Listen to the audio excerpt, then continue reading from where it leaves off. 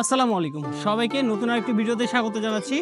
বন্ধুরা, আজকে আমি যাব হচ্ছে রেডিয়ান্ট ফিশ ওয়ার্ল্ডে। তো রেডিয়ান্ট ফিশ ওয়ার্ল্ডে কিভাবে সামুদ্রিক মাছগুলো রাখা হয়েছে এই সম্পূর্ণ তথ্যটা আমি আপনাদেরকে দেব এবং কেমন লাগছে দেখতে সেটাও কিন্তু আমি আপনাদেরকে জানাবো। তো মূলত আমি এখন আছি ঝিনুক মার্কেটের আশেপাশে আছি, লাবণী বিচ পয়েন্টে। তো এখান থেকে সামনের দিকে যেতে হবে, আমি সামনের দিকে যাচ্ছি এবং আপনাদেরকেও দেখাবো আমরা কি কি দেখতে পাচ্ছি। তো দেখতে থাকুন, আশা করি আজকের ব্লগটা ভালো লাগবে।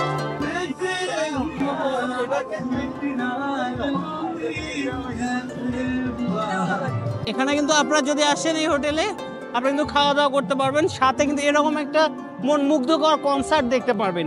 এই কনসার্টটা প্রতিদিনই হয়, আর বিশেষ করে আজকে যেহেতু ফ্রাইডে, আজকে আরও অনেক অতিথি আসছে বা অনেক পর্যটক আসছে, যার কারণে কনসার্টটা আরও জবরদস্ত হয়ে উঠছে। দেখেন এখানে কত পর্যটক দেখা যাচ্ছে, যারা কিন্তু এই কনসার্টটা কিন্তু উপভোগ করতেছে।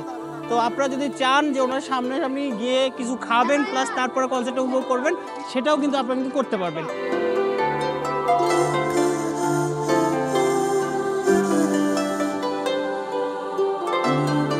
রাতের সুন্দর এই কক্সবাজার দেখতে দেখতে রেডিয়ান্ট ফিশ ওয়ার্ল্ডের দিকে আমরা রওনা দিয়েছি। সব দিকেই আলোর ঝলকানি, প্রতিটি হোটেল বা রেস্টুরেন্ট পর্যটকের ঢলে কক্সবাজার হয়ে গেছে যেন জনসমুদ্র।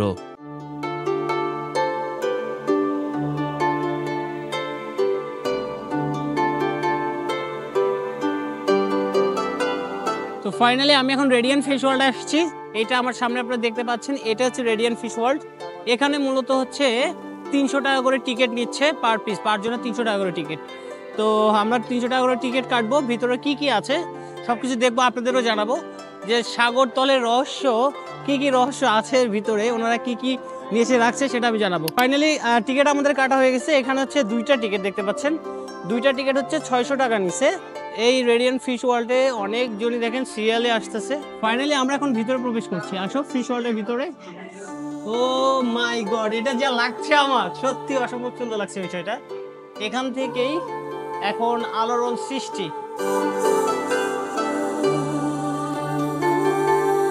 ভিতরের প্রবেশ মুখ থেকেই আমরা সামুদ্রিক মাছ দেখতে শুরু করলাম। শাপলা পাতা মাছ থেকে শুরু করে এখানে রয়েছে আরো অসংখ্য মাছ। এখানে দেখুন, ছোট্ট ছেলেটি মাছকে খাবার খাওয়াচ্ছে। আপনিও খাবার খাওয়াতে পারবেন, তবে 20 টাকা গুনতে হবে। এই মাছগুলোকে আপনারা চাইলে খাবার খাওয়াতে পারবেন। এটা হচ্ছে যদি খাবার খাওয়ান 20 টাকা করে লাগবে, 20 টাকা করে আপনি চাইলে খাবার খাওয়াতে পারবেন এই মাছগুলোকে। এইগুলো গ্লাস হচ্ছে 3D গ্লাস দিছে গাইস, এই জন্য মনে হচ্ছে অনেক বিশাল বড় মাছ, আসলে কিন্তু পুরোটা কিন্তু 3D গ্লাস লাগানো। দেখেন, মানে অনেকে বুঝবে না এটা, দেখছেন মনে হচ্ছে অনেক বিশাল বড় মাছ, আসলে কিন্তু তা না।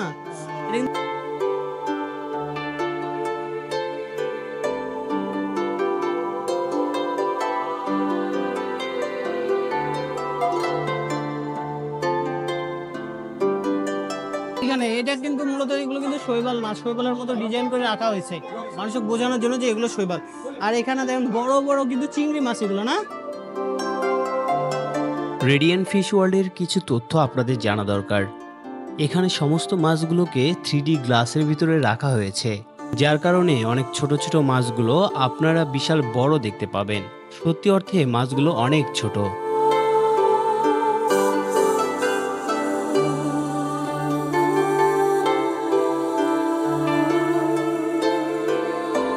এখানে সামুদ্রিক মাছ ছাড়াও কাঁকড়া, কচ্ছপ দেখতে পাবেন।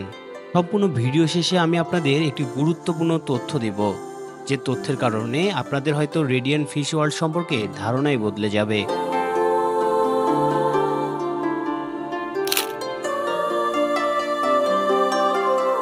অবশ্যই মনে রাখবেন, যদি এখানে ভ্রমণ করতে চান তাহলে অবশ্যই শুক্রবার বাদে আসবেন, কারণ শুক্রবারে এখানে প্রচুর পর্যটকের আনাগোনা থাকে, নয়তো আসাটাই আপনার বৃথা মনে হবে। এগুলো হচ্ছে লাল কাঁকড়া, এগুলো মূলত হচ্ছে যেগুলো বীজগুলো থাকে, মূলত সেই বীজগুলোতে এই কাঁকড়াগুলো কিন্তু আপনারা দেখতে পারবেন। এখানে লাবণী বিচ পয়েন্ট, তাছাড়া আরো একটা বিচ পয়েন্ট আছে যেগুলোতে এই লাল কাঁকড়াগুলো দেখা যায়। এখানে চাইলে আপনারা ফ্যামিলি শুটের জন্য কিন্তু আসে, সবাই ফ্যামিলি শুট দিতে পারবেন, মানে ফ্যামিলি সবাই এসে একত্রিতভাবে এখানে একটা শুট নিতে পারবেন। আর এই জায়গাটা হচ্ছে অ্যাকোয়ারিয়ামের ভিতর সবচেয়ে সুন্দর জায়গার ভিতর এটা একটা।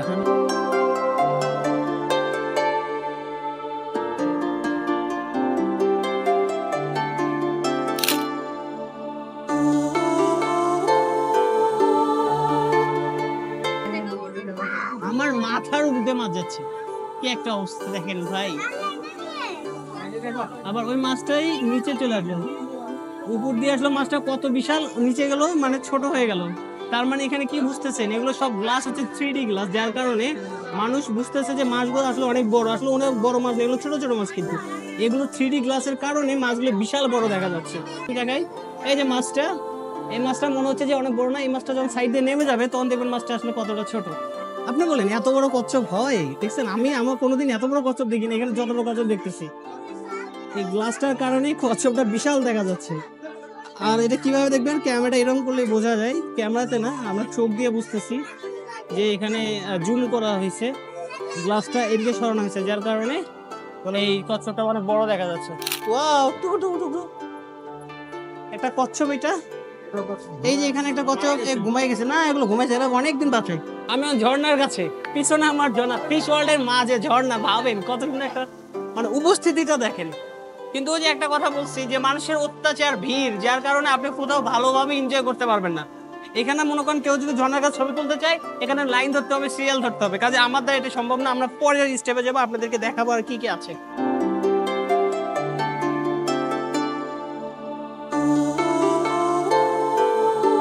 প্রতিটা জায়গাতেই সুন্দর সুন্দর জিনিসগুলো, সুন্দর সুন্দর মাছের প্রজাতির মাছগুলো সব একদম সাগরের যা যা আছে, মানে ছোটগুলো বড় জিনিস যা যা আছে, ওনারা চেষ্টা করছে সেই জিনিসগুলো এখানে রাখার জন্য, মানুষকে দেখানোর জন্য ওনারা মূলত চেষ্টা করছে।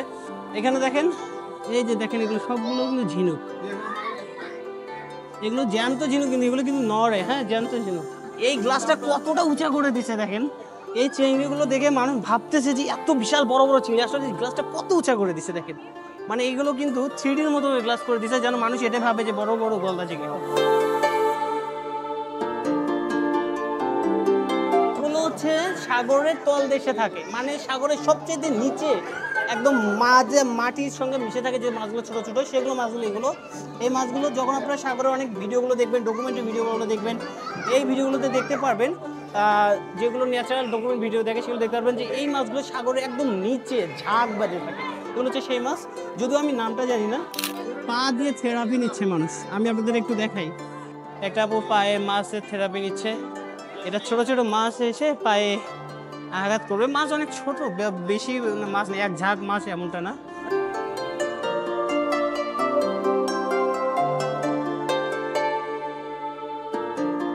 এগুলো হচ্ছে 50 টাকা করে। এখানে কি 3D মুভি দেখেন আপনারা, কত টাকা করে নেন? 50 টাকা, ওই টিকিটের সাথে না, এটা আলাদা, 50 টাকা করে নেয়।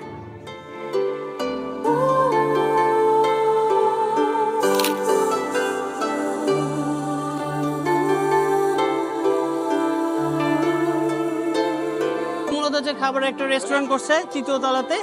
এই রেস্টুরেন্টে আপনারা চাইলে কিছু খেতে পারবেন, পাশাপাশি ছোটদের জন্য কিছু খেলনা আইটেম সাজাইছে, যেগুলোতে উঠতে গেলে এখানেও আপনাকে প্রাইস টাকা, অর্থাৎ টাকা দিয়ে আপনাকে উঠতে হবে, বাচ্চাদেরকে নিয়ে উঠতে হবে।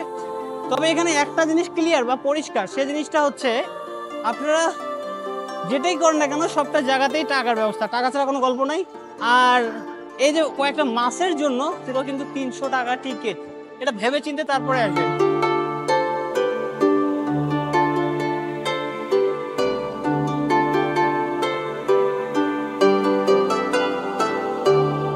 আমি যা যা দেখলাম তা আপনাদেরকে জানালাম।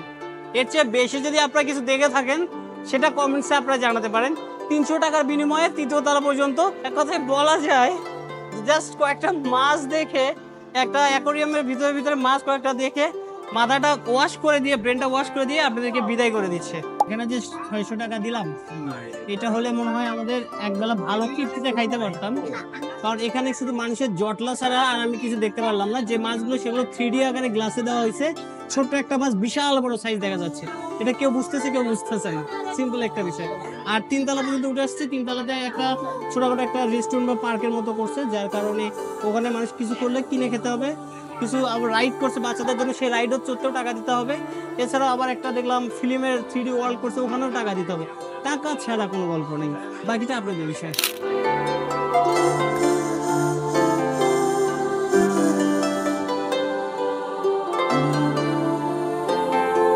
ফাইনালি ফিশ ওয়ার্ল্ড থেকে বের হলাম। তো আজকে ফিশ ওয়ার্ল্ডে কী কী দেখতে পেলাম আপনাদেরকে দেখাইছি। তো একটা কথা বলতে চাই, যাদের টাকা বেশি আছে, মনে হয় যে টাকাটা উড়ানোর কোনো জায়গা পাচ্ছেন না, তাহলে আপনারা কিন্তু ফিশ ওয়ার্ল্ডের ভিতরে ঢুকতে পারেন।